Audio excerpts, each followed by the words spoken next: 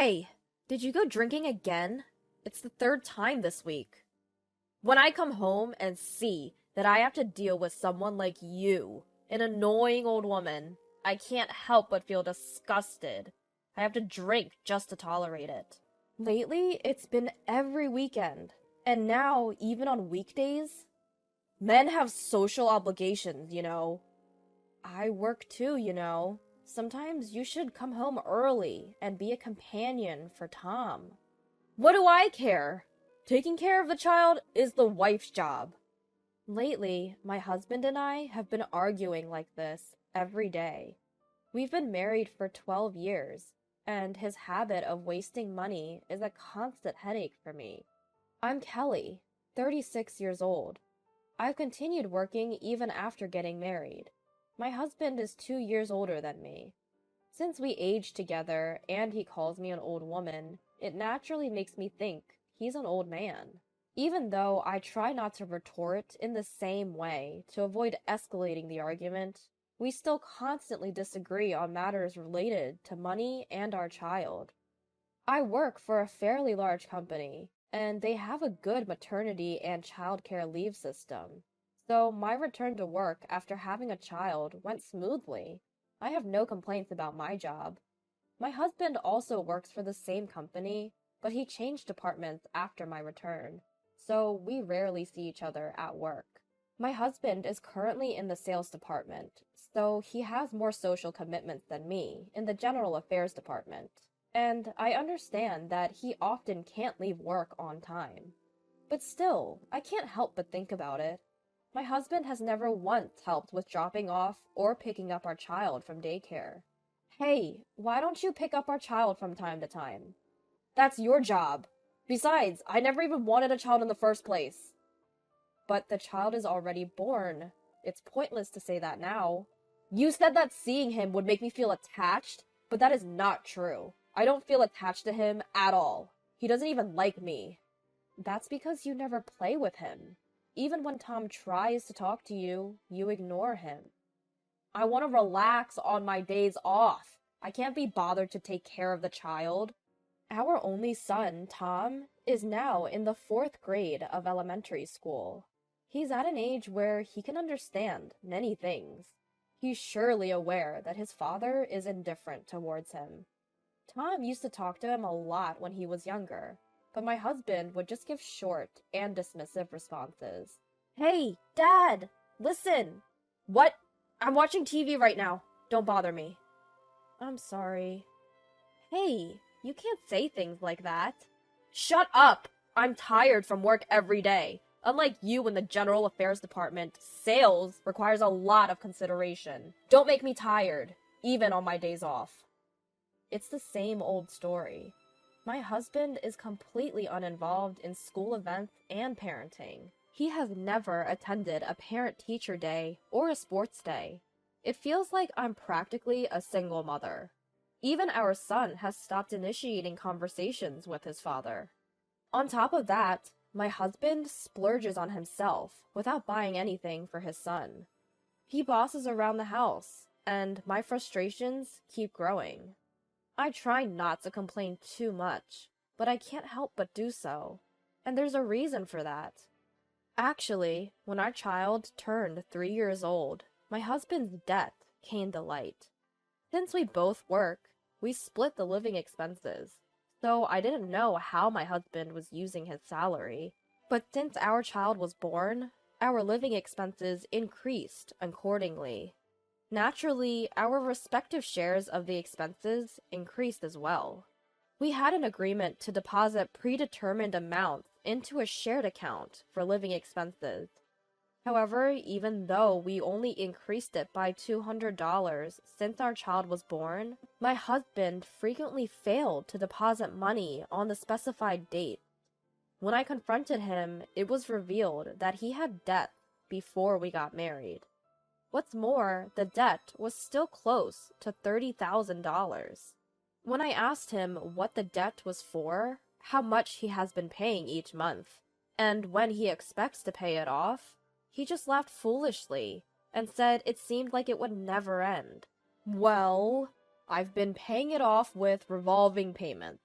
So even if I pay, the balance doesn't decrease at all. What? For a moment, I couldn't believe what this man was saying. In short, he's been making purchases every month that exceed his payments, but because he pays it off with revolving payments, the amount he pays remains the same, and as a result, the balance hasn't been decreasing, but rather increasing over the years. I was filled with anger at how reckless he was. He didn't even have the awareness of being a father. To prevent further wasteful spending, I stopped all the credit cards he had at the time. Even though he grumbled quite a bit, I sternly asked him what he would do if the debt continued to increase and somehow managed to prevent him from using them. If it were money spent for the family, it would be one thing, but this was debt accumulated for his own luxury. It's only natural for an adult to take care of it themselves. However, because I wanted to repay it as soon as possible, I increased the monthly payment amount, so I ended up covering the majority of the living expenses. It has been 7 years since then, and the debt has long been paid off. Yet, the amount of money my husband contributes for living expenses is less than before. When I asked him to increase the money he covers for the living expenses, he came up with the excuse that I earn more and stubbornly refused to increase it. He thinks it's only natural for the one with a higher salary to contribute more as a family. My husband's sales performance is not great either. He's been left behind by his peers and is just rotting away, so he's not committed to his work. That's why he hasn't been promoted. I was promoted to the General Affairs Department manager 2 years ago. As a result, my salary increased compared to my husband's. However, my husband wasn't pleased with that either. I tried to give him advice to motivate him, but he didn't like that either. He said, "What do you know about sales? Don't meddle unnecessarily," and completely ignored my words. Since everything I said only led to arguments, I gradually became less inclined to say anything. Then, one day, my husband told me he was going back to his hometown for a high school reunion. To be clear, his parents had already passed away, and his older brother and his wife live in the family home. My husband and his brother don't get along well and have no interaction at all. They had a dispute over the inheritance when their father passed away 5 years ago. His brother and his wife had been taking care of my mother-in-law, who required nursing care for many years. My husband had completely stayed out of it. I also felt sorry about it, but I had work and couldn't easily go and help. Since our child was born, I had been handling most things on my own, so I couldn't visit my in-laws much, and my mother-in-law passed away 3 years before my father-in-law. That was 1 year before my husband's death came to light. So apparently, my father-in-law had left a will stating that all the assets should be left to my brother-in-law and his wife. I thought it was only natural and told my husband it was okay. However, my husband didn't like that and made outrageous claims. In the end, they reached an agreement to my brother-in-law paying the rightful share. But my brother-in-law got angry at my husband's attitude at the time and told him not to be involved anymore. Knowing all of that, I feel uncomfortable seeing my brother-in-law and his wife, and I haven't had any contact with them since my father-in-law passed away. With the money my husband received at that time, he settled his remaining debt. That's when I found out that even though he claimed he couldn't contribute to living expenses because he increased his revolving payment, he still had over half of the balance remaining. It was a ridiculous lie. He hadn't been contributing to living expenses under the pretense of increasing payments, but had been using it for his own entertainment expenses. It was absurd. When I complained about it, he shamelessly said, "Well, in the end, it got settled, didn't it? And it's because you stopped me from using my cards that my available money decreased. I have no choice but to get it from the living expenses." He completely brushed it off. That's how my brother-in-law cut ties with us. So even if he says he's going back to his hometown, there's no way he can stay at his family home. When I asked where he would be staying, he said he had booked a hotel nearby. It was somewhat sad to think that he couldn't even visit the house where he was born and raised, especially since he was returning to his hometown. However, I chose not to mention it and saw him off. Daddy, aren't you leaving home today? Yeah, that's right. As I watched my husband happily leave, our son called out to him from behind. What's more, our son seemed somewhat pleased to know that his father wouldn't be coming home. It made me realize, once again, that my son didn't want his father to be around. And I realized that I felt the same way. Since it's Saturday and Mommy doesn't have work, why don't we go out and dine out? Really? Yeah. Yay! Feeling relieved that my husband isn't around, I started to think seriously about our future. But since that high school reunion day, my husband started going out more often. He goes out a lot, especially on his days off, and stays out all night more often. He seems unusually cheerful, and he keeps his cell phone close to him, whereas before he used to leave it lying around on the table. It seems like he even takes it with him to the bathroom and shower. It's suspicious, no matter how you look at it. Hey, you have been going out more often lately, haven't you? Where do you go? Just thought I'd work out a bit, so I've been going to the gym on my days off. You know, when you're in your late 30s, your physical strength starts to decline. Oh, really? Do gyms have accommodations too? No, but sometimes I end up having drinks with friends all night. When you are in good shape, you can drink more. I see. Are you going to keep exercising and play sports with Tom too? Yeah. That could be an option. His eyes were evasive. I looked at him with a cold gaze, thinking that if it was a lie, he could have come up with a better one. In my mind, my husband's affair was already confirmed. I could have hired a private investigator, but for the time being, I decided to follow him when he goes out. My husband boarded the train and got off at the station near his parents' house. There, a young woman was waiting in a car, and my husband happily got into the car. Since his behavior had changed after the reunion, I had assumed the woman was a former classmate, but she now clearly appeared to be in her 20s. Nevertheless, I couldn't help but think. He spends recklessly, doesn't spend time with our son, and now I suspect he's cheating. It has become ridiculous to even be together.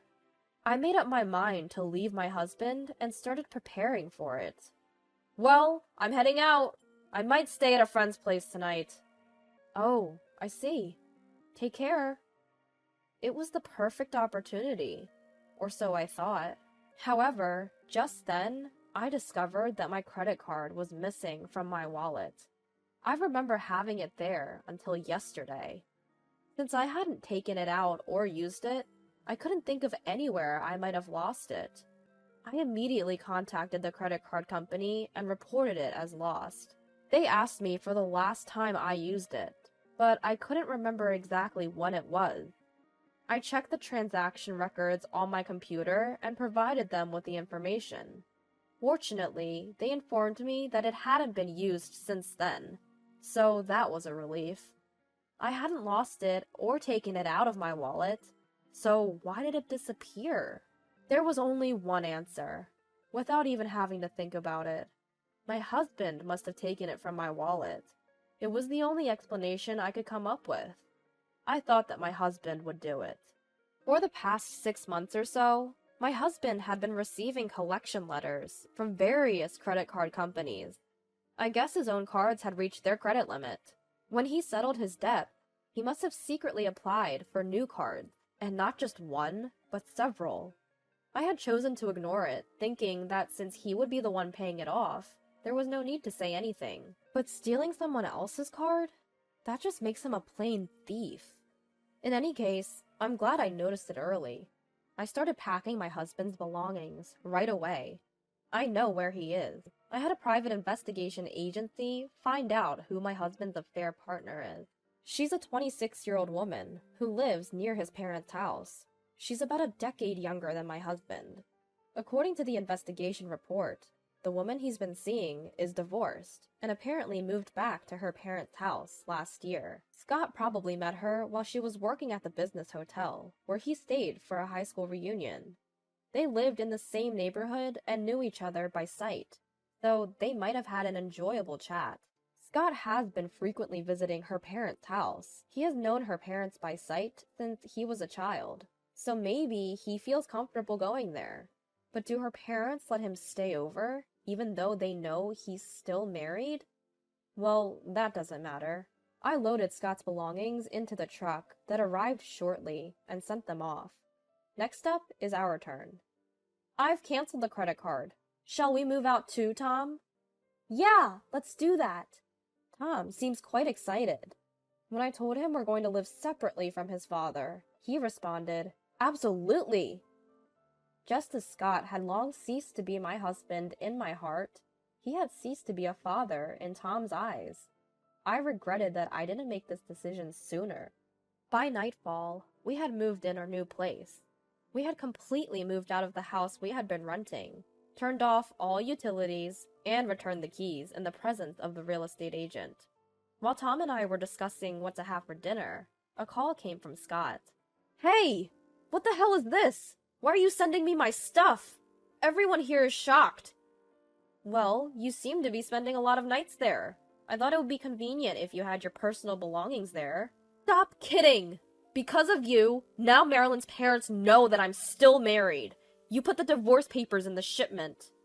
Anyway, how did you know where I am? I hired a private investigator. Scott seemed to think his affair was still a secret. I was taken too lightly. Your actions are obvious. I was certain about the affair, but I didn't want to bother investigating who the woman was, as I also have a job. Besides, I wanted solid proof. Proof? It's better to have evidence of the affair to get as much educational expenses for our son as possible. When I come home, you'll pay for this. Home? Where's that? Of course, I mean our house. Oh, I see. You still had the intention of coming back home. That's surprising. Just as the saying goes, it seemed like my husband, Scott, came back to our home the following day. He must have been shocked to see our old house. Despite the fact that I had sent him filled out divorce papers, it puzzles me why he would think that I would still be in that house. What's more, he tried to use my card today, and was embarrassed to find out that it didn't work. Well, of course. I reported the card as missing. Oh, and I also reported it as stolen to the police. What? Scott's voice was high-pitched. It was obvious that he was anxious about possibly being arrested. But to tell you the truth, I wouldn't be satisfied unless he felt at least that much. I did report it to the police, but sadly, they said that as Scott was a family member, he wouldn't be charged with theft. Furthermore, according to the credit card company, if a family member living with you steals and uses your credit card, it's considered the card owner's responsibility, so the charges won't be waived, which means that I have to pay. I wish I had noticed before it had been used. Scott's infidelity was proven, and the divorce went smoothly. I reported my divorce to the company. As my last name would change, it's a rule to report it as soon as possible when a divorce happens. Incidentally, when I was asked the reason, I slipped out because of Scott's infidelity, and the news quickly spread throughout the company. As a result, Scott has earned the scorn of his colleagues and seems to be getting a lot of cold looks. Furthermore, our company has strict ethical guidelines, so Scott has been demoted and reassigned to work in a branch office. Up until now, I had been paying for most of our living expenses, so naturally, if he continues to spend money as he did before, he will run out. He seems to have finally realized this.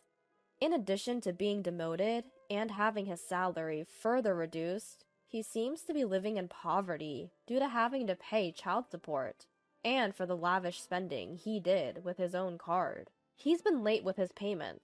His car has been suspended, and he can't get a new one because he's failing all the credit checks. He contacted me asking to lower the educational expenses for our son, but I couldn't care less, and there's no way I would lower it. Naturally, I firmly refused.